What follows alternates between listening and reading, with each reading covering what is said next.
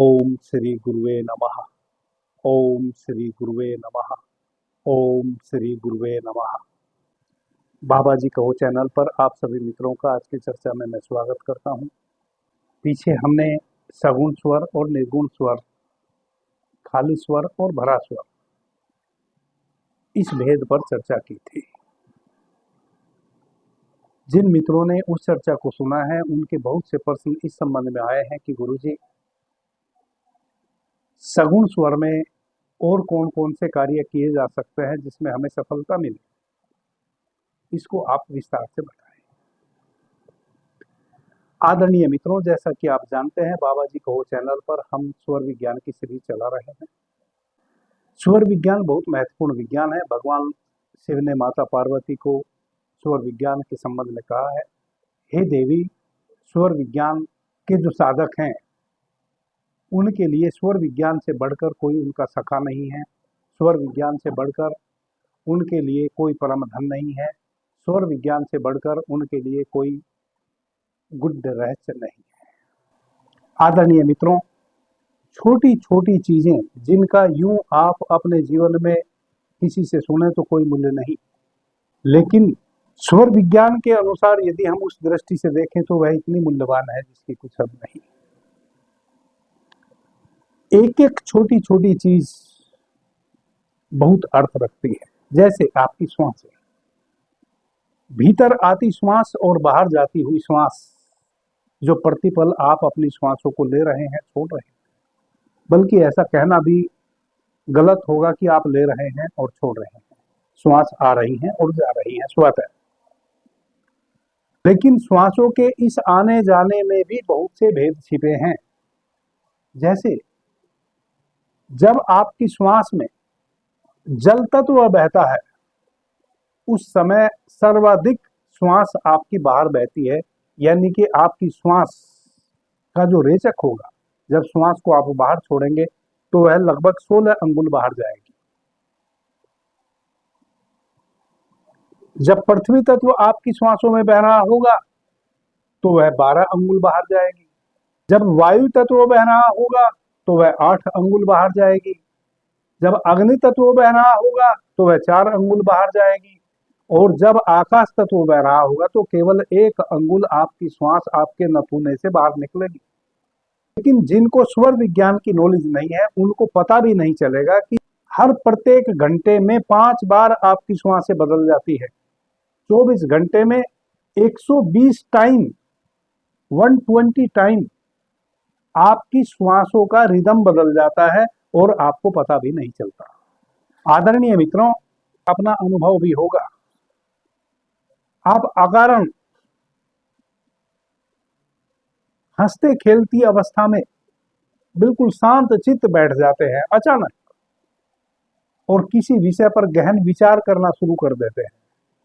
आपको पता है उस समय आपकी 1 अंगुल श्वास केवल बह रही होती है, यानी कि आप उस समय श्वास जो भीतर भरते हैं, जो पूरक करते हैं श्वास का, और उसके उपरांत जो श्वास को बाहर छोड़ते हैं, तो आपकी श्वास बाहर केवल 1 अंगुल निकलती है, आपके केवल ओंठों को छूती है और यहीं की यहीं गोल गोल घूम के गायब हो जाती है, लेकिन आपको पता नहीं चलता।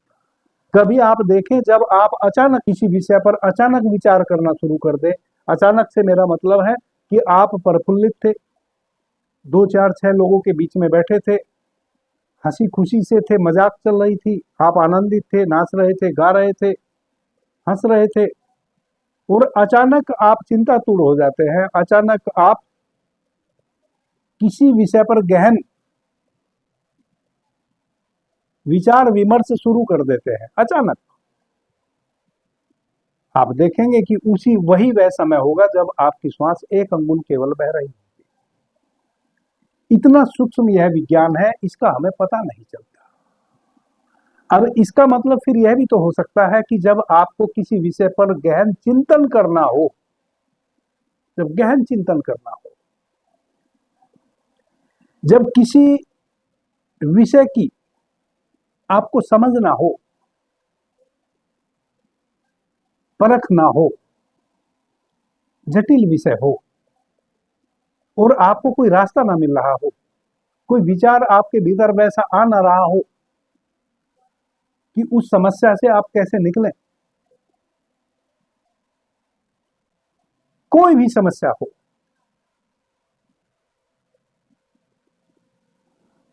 यदि आप अपने श्वासों के रिदम को जान लें तो फिर ऐसा भी तो हो सकता है कि जब आपका केवल एक अंगुल श्वास बह रहा हो, यदि आप अपनी श्वासों के प्रति सजग है, सचेत है, अवेयर है, तब तो आपको निश्चित रूप से 24 घंटे में जितनी बार आकाश तत्व आपकी श्वासों में बहेगा, यानी कि एक अंगुल श्वास आपकी केवल बाहर आपके होठों को छू रही होगी, और जैसा कि मैंने कहा ऐसी अवस्था 24 घंटे में 24 बार आपके समक्ष होने वाली है जब आपका आकाश तत्व बहेगा।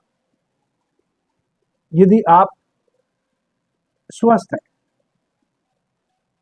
तो इसका मतलब यह हुआ कि वही वह समय होगा जब आप उस विषय की गुत्थी को सुलझाने का कार्य करेंगे जो गुत्थी आपसे सुलझ नहीं रही है, जिस विषय पर आप कितना भी विचार कर रहे हैं लेकिन आप टू द पॉइंट उस अवस्था में पहुंच नहीं पा रहे हैं जब आप उस समस्या का निदान कर पाए। यह वह समय हो सकता है जब आपका आकाश तत्व बह रहा हो कि आप शांत चित्त मौन अवस्था में कहीं एकांत में बैठ जाएं और जो विषय सुलझ ना रहा हो, जिस विषय में आपने हजारों बार चिंतन किया हो, कोई रास्ता निकला ना हो, वह रास्ता आपका विद इन ए मिनट निकल सकता है। कब? जब आपका आकाश तत्व बह रहा हो। यही है स्वर विज्ञान का रहस्य। आदरणीय मित्रों, स्वर यानी कि श्वास है और यह तो निरंतर चल रही है। इसके लिए तो कोई आयोजन आपने करना नहीं है, आपने तो केवल अपनी श्वासों के इस रिदम को जानना है और आपने तो केवल यह जानना है कि कब किस रिदम से आपकी श्वास बह रही होती है तो उस समय आपके मनोभाव क्या होते हैं, मन के तल पे आप उस समय कहां होते हैं, प्राण के तल पे उस समय आप कहां होते हैं, यानी कि आपका शारीरिक बल कैसा होता है उस समय। यही तो आपने जानना है स्वर विज्ञान में, और यह तो बहुत सरल सा है जानना, क्योंकि श्वासों में ही तो जानना है और श्वासें तो कहीं से बाहर से लानी नहीं, श्वासें तो स्वयं से आ रही हैं और जा रही हैं, केवल इनके प्रति सचेत होना है। इसी प्रकार से बाकी जो और 4 तत्व हैं, वह 4 तत्व भी, प्रत्येक तत्व 24 घंटे में 24 बार आपकी श्वासों में बहता है। प्रत्येक तत्व की शक्ति अनूठी है। प्रत्येक तत्व जब आपकी श्वासों में बह रहा होता है उसका अपना स्वाद है, उसकी अपनी अवस्था है। उस तत्व की अवस्था में आपकी मानसिक और शारीरिक शक्ति की क्या होती है, यही तो आपको प्रत्येक तत्व के साथ अपने भीतर कुछ घटता और बढ़ता है उसका आपने निरीक्षण करना है। जब आप उसका निरीक्षण कर लेते हैं वही तो आपको स्वर का साधक बनाता है। जिसको यह सब चीजें समझ आ जाती हैं उसी को तो कहते हैं कि स्वर सद गए। इसी प्रकार से मैं, चूंकि आज की हमारी जो चर्चा का विषय है वह है सगुण स्वर में हम क्या क्या कार्य करें, इस कारण से मैं बाकी 4 तत्वों में क्या क्या आप कर सकते हैं और क्या क्या उसके अनुभव होते हैं वह नहीं करूंगा, वह कभी किसी और दिन किसी दूसरी चर्चा में उस विषय को हम उठाएंगे। आज का विषय है सगुण और निर्गुण स्वर में हम और क्या क्या कर सकते हैं जो मैंने पीछे बताया है उसके अतिरिक्त। आदरणीय मित्रों, इस बात को हमेशा ध्यान में ले लें कि जब आप श्वास को बाहर छोड़ते हैं उस समय क्षणिक आपकी मृत्यु हो जाती है। जब तक हमारी श्वासें आ रही हैं और जा रही हैं तभी तक तो जीवन है। प्रत्येक भीतर आती हुई श्वास हमें जीवन देती है, जीवनदायिनी होती है। उस श्वास के साथ प्राण ऊर्जा भी भीतर आती है और ऑक्सीजन भी भीतर आती है जो हमारे रक्त के लिए अनिवार्य है। उसी के कारण तो हम जीवित हैं। और वही श्वास जब बाहर चली जाती है शरीर की सारी विषाक्तता को अपने साथ लेकर पूरी कार्बन डाइऑक्साइड को हम रेचक करते हुए श्वास का उसको बाहर लेकर जाते हैं। और यदि फिर हम वापस श्वास ना लेने या किसी कारण से वापस श्वास ना आए, उसी को तो मृत्यु कहते हैं। तो इस बात को आप सूक्ष्मता से समझने का प्रयास करें कि बाहर जाती हुई श्वास मृत्यु का प्रतीक है और भीतर आती हुई श्वास जीवन का प्रतीक है। अब यदि हमने कोई भी कार्य करना है तो हम बाहर जाती हुई श्वास के साथ उस कार्य को शुरू करेंगे कि भीतर आती हुई श्वास के साथ उस कार्य को शुरू करेंगे? मैं आपसे पूछता हूं। निश्चित रूप से हमें भीतर आती हुई श्वास के साथ ही किसी भी नए कार्य को शुरू करना चाहिए, क्योंकि वह जो श्वास भीतर आ रही है वह जीवनदायिनी है। हमें जो भी कार्य करना है उन्नति के लिए करना है, प्रोन्नति के लिए करना है। यदि हम बाहर जाती हुई श्वास में किसी कार्य को शुरू करेंगे तो वह, क्योंकि श्वास मृत्यु का प्रतीक है, तो जिस कार्य को हम करेंगे जब हमारी श्वास बाहर जा रही हो, उस कार्य से हम यह अपेक्षा कैसे रख सकते हैं फिर कि उस कार्य से हमारी उन्नति होगी? नहीं होगी, क्योंकि हमने मरघट में कोई कार्य शुरू किया है। मरघट में केवल विनष्ट होती हैं चीजें, मरघट में नया कुछ भी नहीं घटता, मरघट में कभी जन्म नहीं होता। मरघट में तो केवल स्वाहा हो जाती हैं सभी चीजें, राख हो जाती है सभी चीजें जलकर। इसलिए कोई भी कार्य हम करें उसे हमें भरे स्वर में करना चाहिए, और वह भी जब श्वास का उदय हो रहा हो। सगुण स्वर जब श्वास का उदय हो रहा हो, जब श्वास भीतर आ रही हो, उसको कहते हैं सगुण स्वर। उदय स्वर किसको कहते हैं? जब एक स्वर से दूसरे स्वर में अभी अभी श्वास परिवर्तित हुई हो। सूर्य नाड़ी से चंद्र नाड़ी में श्वास स्वर सक्रिय हो गया हो, उसको कहते हैं स्वर का उदय होना। और वही स्वर जब फिर वापस से दूसरी नाड़ी में शुरू होता है तो पहली नाड़ी में उसका अस्त होता है। ये छोटे छोटे भेद हमें समझ लेने हैं।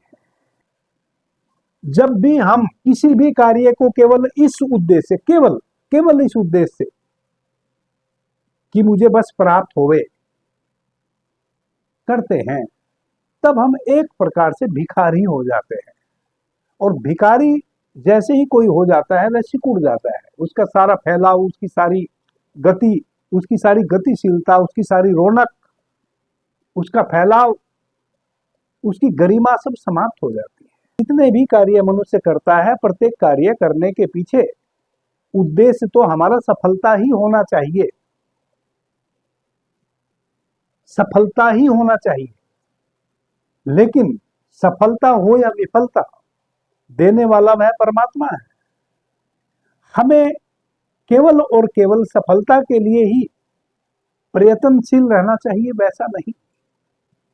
प्रयत्नशील तो हम सफलता के लिए ही रहें, लेकिन यदि असफलता मिले उसको भी अंगीकार करना, उसको भी स्वीकार करना, एक्सेप्ट करना बहुत अनिवार्य है।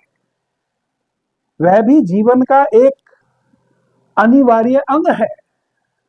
आदरणीय मित्रों, आप आश्चर्यचकित होंगे, हमारी हार भी कई बार बहुत बड़ी जीत बन जाती है हमारी, क्योंकि हार भी हमारे जीवन का एक अनिवार्य अंग है।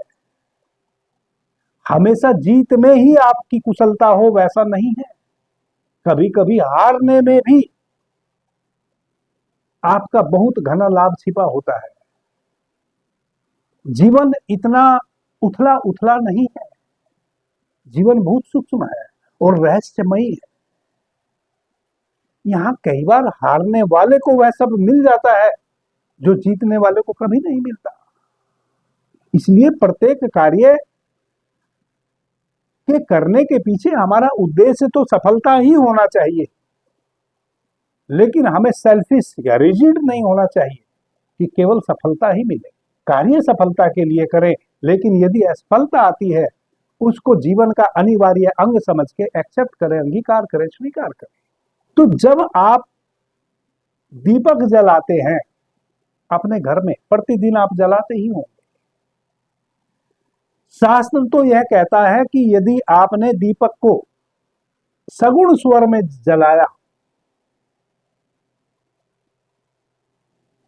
तो वह दीपक कभी बुझता नहीं, ऐसा शास्त्र कहता है। लेकिन इसका अर्थ जो अभी के यूट्यूब पर स्वर विज्ञानी बता रहे हैं वह इसका अर्थ नहीं है, वह गलत बता रहे हैं। यह बातें हो रही हैं भीतर के दीपक की। महर्षि चरण दास की 2 शिष्याएं हुई थी और बड़ी महान विभूतियां थी दोनों। एक का नाम था दयाबाई और एक का नाम था सहजोबाई। दोनों ही महर्षि चरणदास की शिष्या हुई है और दोनों महान संत हुई हैं। तो दया कहती है, सूरत निरत का दियरा जोया, मन की कर लई बाती, मैं तो प्रभु के गुण गाती। सूरत निरत, सूरती और निरति का दियरा जोया, मन की कर लई बाती, सखी मैं तो प्रभु के गुण गाती। अभी कई ऐसे महान गायक हुए हैं, गायिकाएं हुई हैं जिन्होंने दया के और सहजोबाई के इन गीतों को गाया है। बड़े महत्वपूर्ण गीत हैं। आदरणीय मित्रों, वह जो एक बार सगुण स्वर में दीपक जला दिया किसी ने अपने भीतर, वह फिर कभी नहीं बुझता। यह बातें तो उस दीपक की हैं जो स्वर शास्त्र में लिखी हैं कि सगुण स्वर में जिसने एक बार दीपक को जला दिया फिर वह दीपक कभी नहीं बुझता। वह दीपक फिर सतत जलता है। उस विषय पर फिर कभी हम बात करेंगे, कैसे वह दीपक जलाया जा सकता है, सुरति किसको कहते हैं, निरति किसको कहते हैं, वह ध्यान का एक विषय है। जिन मित्रों को ध्यान से संबंधित मुझे सुनना है, ध्यान पे बहुत सा प्रकाश मैंने डाला है, ध्यान की बहुत सी विधियों पर मैंने चर्चा की है। अभी हमारा अवेकनिंग इनर सेल्फ चैनल पर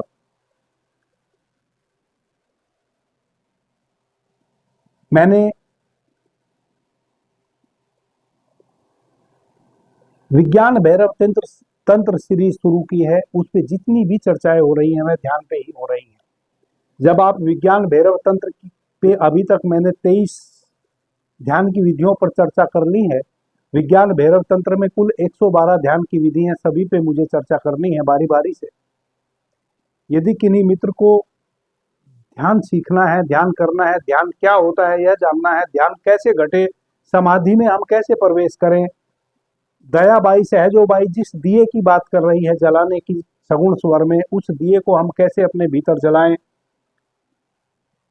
वह सब आप उस चैनल पर जाकर उस प्ले लिस्ट में सीख सकते हैं। आदरणीय मित्रों, यह जो अपने घर में हम दीपक जलाते हैं घी का, यदि आप एक विशेष कामना के साथ एक विशेष अपनी धारणा बना लें, एक विशेष अपना मंत्र बना ले स्वयं से, कोई शास्त्रोक्त मंत्र की आवश्यकता नहीं है। आपकी अपनी अभिप्सा क्या है, अभिलाषा क्या है, आप अपने जीवन में चाहते क्या है, आपका अटकाव कहाँ है, आप भटके हुए कहाँ हैं, वह कौन सी चीज है जो आपको सालती है, आपके पास नहीं है और आप उसको प्राप्त करना चाहते हैं, ऐसी मनुष्य के जीवन में हजारों चीजें हो सकती हैं। सर्वप्रथम तो हमें यह ख्याल में ले लेना चाहिए कि एक राम नाम ही इस जगत में सबसे बड़ा है। उसको आप शिव लोक में प्रवेश होना कहें, उसको आप राम कहें, वह एक चेतन तत्व को जिसने जान लिया उसने सब कुछ पा लिया। लेकिन जो मेरे भाई बहन सांसारिक दृष्टि से जीवन को केवल जीना चाहते हैं, उनकी भी बहुत सारी तमन्नाएं हैं, उनकी बहुत सारी समस्याएं हैं। सभी समस्याएं हमारी मेहनत करने से मिटती हैं, वह सभी जानते हैं। हमें हमेशा उद्योग करना चाहिए। उद्योग करना चाहिए इसका मतलब है मेहनत करनी चाहिए। लेकिन कई मित्रों के सामने तो वैसी व्यवस्था आ जाती है कि वह मेहनत कहां करें यह भी नहीं सोचता। जहां भी करें पूरी मेहनत कर देते हैं, रुपया पैसा भी खर्च कर देते हैं और सफलता नहीं मिलती जीवन में। इसका मतलब यह है कि आपने जहां मेहनत करनी थी, जिस पथ पे आपको चलना था, आपको वह पथ ही नहीं मिला। आप गलत पथ पे निकल पड़े।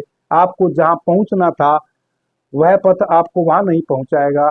आपने दूसरा पथ पकड़ लिया।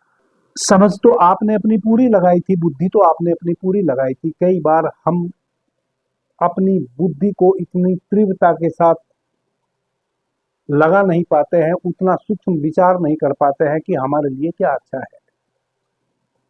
तो जब आप एक दीपक अपने घर में जलाते हैं, तो जो भी आपकी समस्या है, जिस पथ पर आप चलना चाहते हैं, जो आप प्राप्त करना चाहते हैं, वैसा एक विचार अपने भीतर उत्पन्न कर लीजिए। उस विचार को आप अपने भाव में लाइए और एक सजीव दीपक प्रज्वलित कीजिए उस विचार के साथ। छोटा सा एक दीपक ले लीजिए, मिट्टी का एक दिया ले लीजिए, उसमें घी थोड़ा रख लीजिए गाय का शुद्ध, उसमें बत्ती लगा दीजिए। जो आपकी समस्या है, जो आप अपने जीवन में कठिनाई महसूस कर रहे हैं, जिस विषय पर आपको कोई रास्ता नहीं मिला है, उससे संबंधित एक विचार कीजिए कि मैं सगुण स्वर में इस दीपक को प्रज्वलित कर रहा हूं या कर रही हूं, और इस आशा से कर रही हूं। आंख बंद करके उस दीपक को प्रज्वलित करके उस दीपक के समक्ष ही बैठ जाना है, इस भाव से कि यह दीपक ही, यह जो सगुण दीपक है, यह जो सजीव दीपक है, जो सगुण स्वर में मैंने प्रज्वलित किया है, यही मुझे रास्ता सुझाएगा। आदरणीय मित्रों, यदि आपकी श्रद्धा है, मन सच्चा है, तो निश्चित रूप से जो भी आपकी समस्या आपके जीवन में है, उसका हल आपके ही मस्तिष्क में आएगा। आपके भीतर एक विचार आएगा कि इस कार्य को कर लो, आपका भला हो जाएगा, या फला समस्या इस प्रकार से विनष्ट हो जाएगी। आपके अपने मस्तिष्क में विचार आएगा। आप और यह पूरा ब्रह्मांड एक ही है, दो नहीं है। जब आप सही स्वर में किसी विषय पर विचार करते हैं और सगुण स्वर में दीपक प्रज्वलित करके विचार करते हैं, तो एक ऐसा पॉजिटिव ऑरा बनता है, एक ऐसी पॉजिटिव एनर्जी का एक पुंज आपके चारों तरफ बन जाता है, एक ऐसा सर्किल बन जाता है कि पूरे ब्रह्मांड की शक्ति उस समय आपकी ओर आकर्षित होने लगती है, और आपके अपने अंदर ही उस विषय से संबंधित जो आपका विषय था, जो समस्या थी, आपको विचार आने लगता है। आदरणीय मित्रों, पीछे मैंने एक कुंडलिनी जागरण के लक्षण क्या हैं इस विषय पर चर्चा की थी। उसमें मैंने एक बात बताई थी कि जब आंशिक रूप से आपकी कुंडलिनी जागृत हो जाती है, वह कब होती है? जब आप शांत चित्त अवस्था में होते हैं तब। और प्रत्येक मनुष्य की होती है, उसके लिए कोई विशिष्ट मनुष्य होना अनिवार्य नहीं है। अपनी माँ के गर्भ से पैदा हुआ व्यक्ति है, प्रत्येक व्यक्ति की कुंडलिनी लेकर ही वह पैदा होता है। आसमान में से तो कोई टपका नहीं, सभी माँ के गर्भ से सबका उदय होता है। और जिसका भी माँ के गर्भ से उदय हुआ है वह कुंडलिनी शक्ति लेकर ही आता है। और आंशिक रूप से जब भी वह शांत चित्त मौन अवस्था में होता है उसकी कुंडलिनी शक्ति उठती है, जगती है। जब भी कुंडलिनी शक्ति जगती है तब एक बहुत विचित्र सी घटना घटती है। कभी कभी आपने देखा होगा कि आपको अचानक विशेष प्रकार की सुगंध आने लगेगी अपने ही घर में। ना आपने कोई सुगंधित चीज रखी है, ना लाई है, ना उसका उपयोग किया है, ऑटोमेटिक आपके घर में आपको एक सुगंध महसूस होने लगेगी। आपको लगेगा कि हो सकता है किसी पड़ोस के घर से हवा के झोंके के साथ आ गई हो। नहीं, वह ब्रह्मांडीय ऊर्जा है जो सुगंध के रूप में आपको घेर ली है, आपके नासापुटों को भर दी है। किसी एक विशेष स्थिति में जब आपकी आंशिक रूप से कुंडलिनी शक्ति जागृत हो जाती है, जब आप सगुण स्वर में दीपक जलाते हैं, जो मैं अभी बताऊंगा कैसे जलाना है, तब भी वही घटना आपके समक्ष घटती है। ब्रह्मांडीय ऊर्जा आपके चारों तरफ बरसने लगती है। उस समय जो भी विचार आपका होता है उससे संबंधित आपको निश्चित रूप से कोई विचार आता है जो आपको आपकी समस्या का निदान बताता है, रास्ता बताता है। बस फिर आपने करना क्या है कि उस रास्ते पे चल पड़ना है बेझिझक। निश्चित रूप से सभी मित्रों के साथ ऐसी घटना घटती है कि कभी कभी वह अकस्मात बिना किसी कारण के, अकारण बिना किसी के बताए हुए सही मार्ग पर होते हैं, लेकिन पता नहीं होता कि हम सही मार्ग पर हैं। इस कारण से उस मार्ग पर चल नहीं पाते, वापस आ जाते हैं और जीवन में फिर दुख व्याप्त हो जाता है, दुखी हो जाते हैं और सुख का क्षण घटता नहीं। किन्हीं किन्हीं पे बहुत सौभाग्य होता है अस्तित्व का। उन्होंने कोई पुण्य कर्म पूर्व में किए होंगे कि वह जो भी करते हैं उनके साथ अच्छा ही होता चला जाता है। वह कोई भी कारोबार करेंगे उसी में सक्सेस हो जाएंगे। वह कम पूंजी लगा के कोई कार्य करेंगे उसमें भी बहुत अधिक धन कमा लेंगे। और किसी किसी व्यक्ति के साथ वह सोच के, विचार के अधिक से अधिक पूंजी भी व्यय करेगा, फिर भी उसको उस अनुरूप लाभ ना मिलेगा। कई बार तो पूंजी भी डूब जाती है। ये सब ऊर्जा का खेल है, ये सब ऊर्जा के तल पर कार्य होते हैं। कभी कभी अचानक जिसके भाग्य उदय होता है, जिसके भाग्य अच्छे होते हैं, वह जब भी कोई कार्य शुरू करेगा ऑटोमेटिक उसके सही स्वर होंगे, उसको भले पता हो या ना पता हो, और वह उस कार्य को शुरू कर लेता है, पुण्य कमा लेता है। तो सगुण स्वर में जब आप दीपक जला के बैठते हैं और अपने भीतर अपनी समस्या से संबंधित विचार लेकर बैठते हैं, आपको आपकी समस्या का निदान मिलता है भीतर। जब वह निदान सूझे आपको, बस आप उस कार्य को फिर कर ले, फिर हिचकिचाए ना, अस्तित्व को प्रणाम करें, अस्तित्व को साक्षी मानकर उस कार्य में लग जाए। निश्चित रूप से फिर आपको सफलता मिलेगी। ऐसा नहीं है कि आप आंख बंद करके बैठे रहेंगे, सगुन दीपक जला के बैठे रहेंगे और कोई घटना आपके बैठे बैठे घट जाएगी। आपको रास्ता मिलेगा, उस रास्ते पर आपको चलना पड़ेगा। आपके समक्ष अपॉर्चुनिटी आएंगी, उस समस्या को निपटाने से संबंधित कोई ना कोई अचानक वैसा व्यक्ति आएगा जो आपको कहेगा कि क्या कर रहे हो, खड़े हो, मेरे साथ चलो, देखता हूं कि आप कुछ कर नहीं रहे हो, चलो मैं आपको काम बताता हूं। आपको बस निकल पड़ना है। ये सब अपॉर्चुनिटी आती है। सर्वप्रथम तो आपका चंद्र स्वर सक्रिय हो। सही संध्या में जब सूर्य अब डूबा तब डूबा की स्थिति में हो, ऐसा एक समय हो जब ना अब रात्रि है और ना दिवस है। सूर्य केवल एक लालिमा सूर्य की रह गई है, सूर्य की किरणें समाप्त हो गई है, सूर्य की चमक समाप्त हो गई है। केवल ऑरेंज कलर का एक गोला मात्र सूर्य का रह गया है और वह भी अब डूबा तब डूबा की स्थिति में है। वैसी अवस्था में उससे पहले, वह अवस्था घटे उससे पहले ही आप अपने चंद्र स्वर को सक्रिय कर दीजिए। स्वर को कैसे सक्रिय करते हैं यह मैंने पीछे बहुत बार बताया है। तो अपने चंद्र स्वर को सक्रिय कर लीजिए और आप अपने कक्ष में आके बैठ जाइए जहां आपने दीपक जलाना है। एक घी का दीपक पहले से ही तैयार करके रखिए। चंद्र स्वर सक्रिय हो गया है, आसन लगा के पालथी मार के बैठ जाइए। जो आपकी समस्या है उस समस्या से संबंधित अपने भीतर एक विचार लेकर आइए कि मैं इस समस्या से मुक्त होना चाहता हूं और इस कारण से मैं इस सजीव दीपक को प्रज्वलित कर रहा हूं। वह सजीव, जब आप दीपक जलाते हैं वह हमेशा जीवित होता है, वह मृत नहीं होता, क्योंकि उसमें ऊर्जा बन रही है, उसमें अग्नि जल रही है।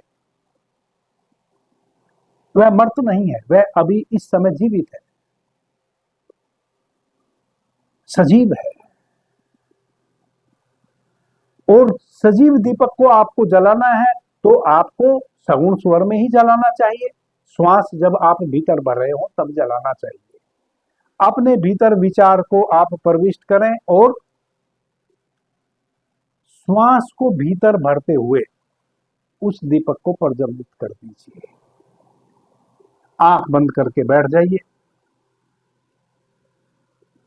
कम से कम 21 टाइम जो विचार आपने भीतर किया है कि मुझे फला समस्या है, उसका निदान निकलना चाहिए, उसका रास्ता मुझे मिलना चाहिए, यही आपका मंत्र हो गया कि मुझे मेरी दुकान में कैसे प्रगति हो उसका रास्ता मिलना चाहिए। मैं सजीव दीपक के समक्ष बैठकर पूरे अस्तित्व को साक्षी मानकर इस सजीव दीपक से यह प्रार्थना करता हूं या करती हूं, जो भी आपकी समस्या है, मेरी दुकान कैसे बढ़े, कैसे मैं अपनी दुकान में प्रगति करूं, उसका मुझे रास्ता मिले। ये आपका मंत्र हो गया। आप इसको 21 टाइम दोहराइए, आंख बंद रखिए, अपने आज्ञा चक्र पे अपने पूरे ध्यान को रखिए और इस अपने विचार को फिल्म की तरह अपने मस्तिष्क में चलाइए। आदरणीय मित्रों, कुछ ही दिनों में यदि आपने अपने सगुण स्वर में इस सजीव दीपक को जलाकर अपने विचारों को, इस अस्तित्व को साक्षी मानकर दीपक के समक्ष अपने विचार को रखा, तो निश्चित रूप से आज नहीं कल बहुत ही कम समय में जो भी आपकी समस्या थी, जिसका निदान आप पाना चाहते थे, इस सजीव दीपक से